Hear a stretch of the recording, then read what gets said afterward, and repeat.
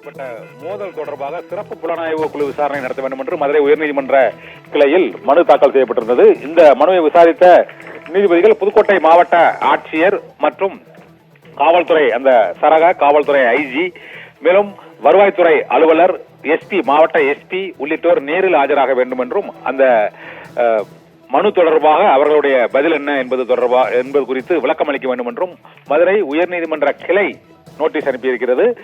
புதுக்கோட்டை வடகாடு கிராமத்தில் நடைபெற்ற மோதல் தொடர்பாக ஒரு குறிப்பிட்ட பிரிவினருக்கான உரிமை மறுக்கப்பட்டதை ஏற்றுக்கொள்ள இயலாது என்றும் அவர்களுக்கான உரிமை வழங்கப்பட வேண்டும் என்பது உள்ளிட்ட உத்தரவுகளையும் நீதிபதிகள் பிறப்பித்திருக்கிறார்கள்.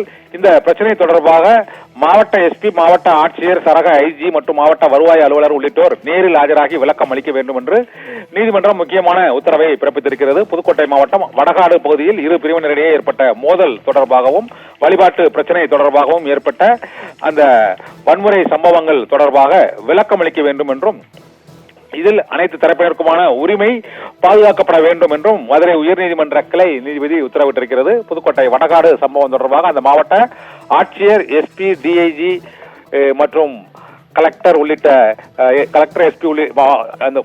எஸ்பி மற்றும் டிஐஜி உள்ளிட்டவரும் நேரில் ஆஜராகி விளக்கம் அளிப்பதுடன் அந்த வருவாய் அலுவலரும் அந்த திருவிழாவுக்கு அவர்கள் அனுமதி அளித்தது உள்ளிட்ட அம்சங்கள் குறித்தும் விளக்கம் அளிக்க வேண்டும் என்று தெரிவிக்கப்பட்டிருக்கிறது.